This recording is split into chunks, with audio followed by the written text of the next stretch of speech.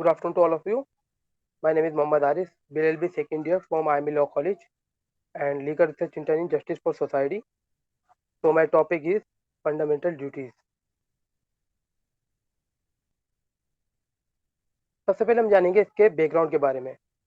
So in 1976, the middle of emergency, Indira Gandhi set up a committee, and then after set up a committee, उन्होंने external affairs के minister स्वर सिंह को appoint किया और उनको इस कमेटी का हेड बनाया.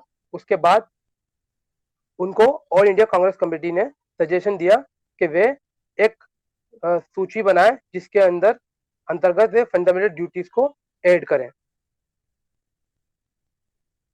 नाउ देन कमेटी ने फंडामेंटल ड्यूटीज की लिस्ट तैयार की और उसको प्रेजेंट किया. उसके अंदर कुछ कमियों को बताते हुए कांग्रेस पार्टी ने उसको रिजेक्ट कर दिया. उसके बाद नवंबर 1970 तक बहुत हाउसेस दोनों सदनों के द्वारा इसको पास किया गया और 42nd अमेंडमेंट के द्वारा इसको इंक्लूड किया गया, जिसके अंतर्गत इसको fundamental duties chapter 2 constitution of India में परिभाषित किया गया. इसके बाद 2002 में एक और ड्यूटी को ऐड किया गया जिसको 11 फंडामेंटल ड्यूटीज कहा जाता है. इसी के साथ फंडामेंटल ड्यूटीज को अमेंडमेंट ऑफ कॉन्स्टिट्यूशन के अंतर्गत अपनाया गया जो कि 1976 में हुआ और आर्टिकल 51A के अंदर इसको परिभाषित किया गया है. नाउ तो हम समझेंगे नीड फॉर फंडामेंटल ड्यूटीज. तो हमें इसकी जरूरत क्यों पड़ी. जैसा कि हम सभी जानते हैं कि हमारा जो इंडिया है इसके अंदर विभिन्न प्रकार के लोग रहते हैं.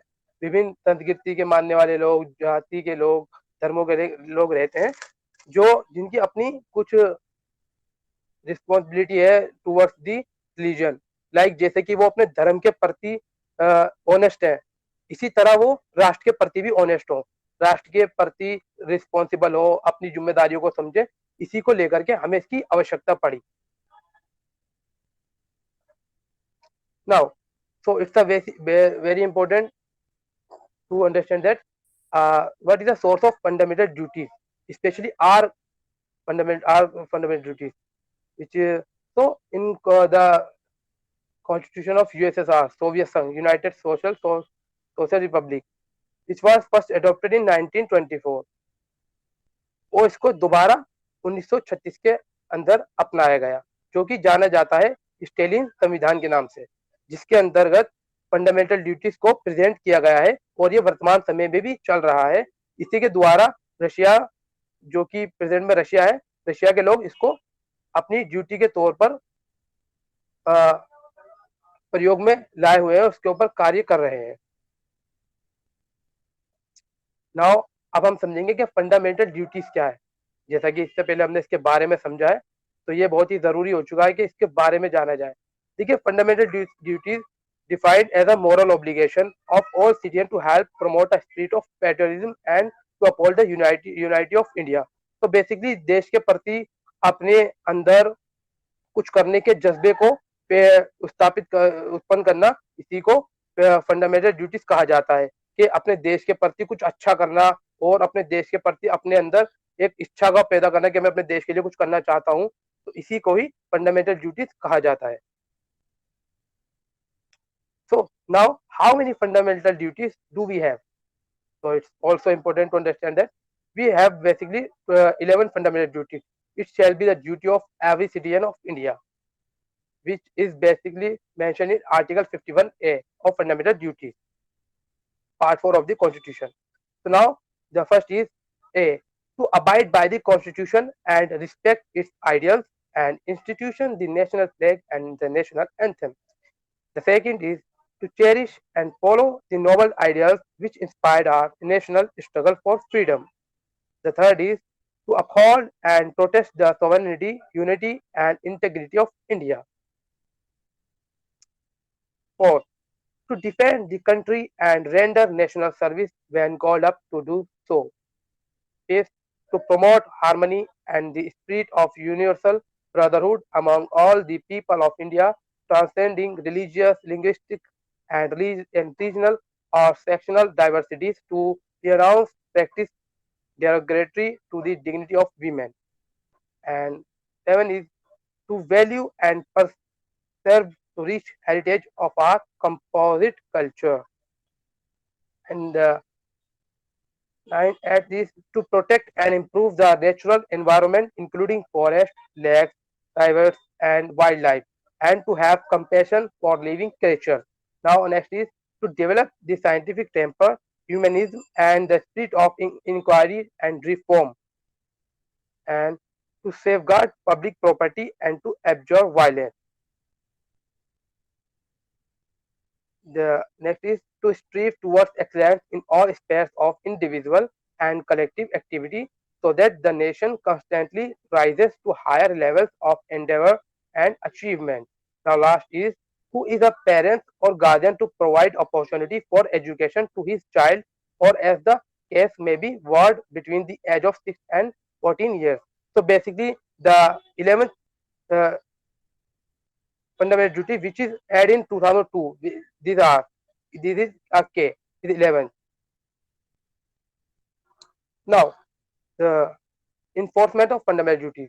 So it's also understand that who can enforce the fundamental duties. So basically we should be understand that only fundamental duties are statutory duties and shall be enforceable by law or parliament. Law will provide penalties to be imposed for failure to fulfill those duties and obligations.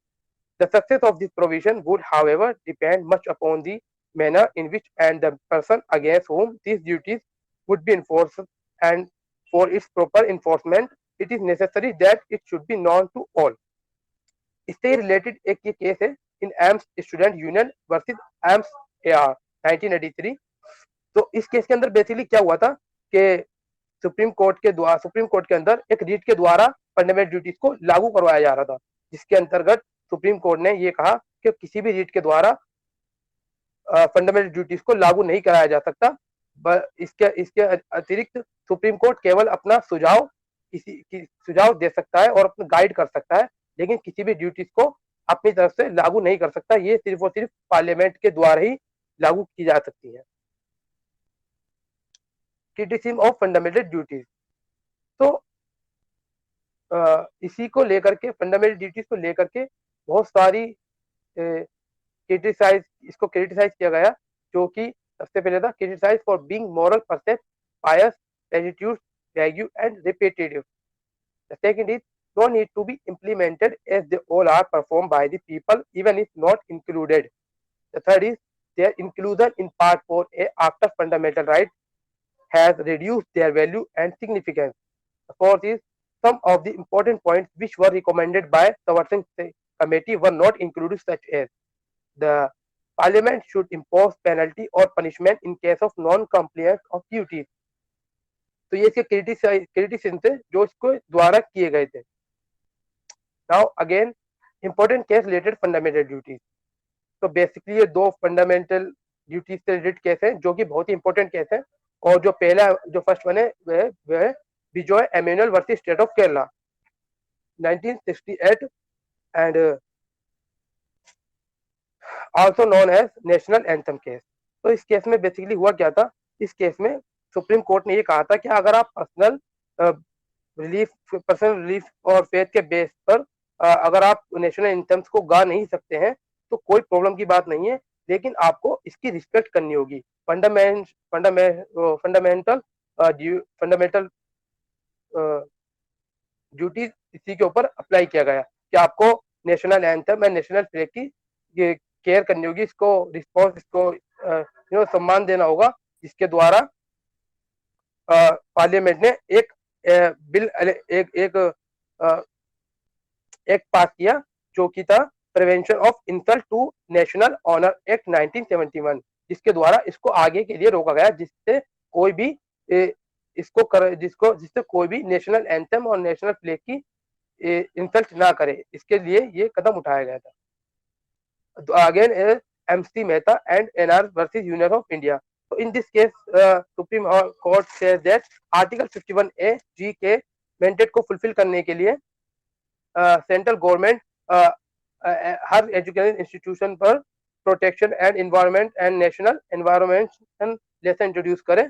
Article 51G को fulfil करने में help करता है wild life protection act, forest conservation act. Now, its conclusion so of this topic is fundamentally inherits some of the ideals, thought, beliefs of great saints, philosophers, social reformers, and political leaders. Thus, in spite of its vagueness, the fundamental duties fulfill a long-standing need. It clearly elaborates the thought of John F. Kennedy that do not ask what the country can do for you, but ask what you can do for the country. तो इसी के साथ हमारा topic समाप्त होता है. Thank you.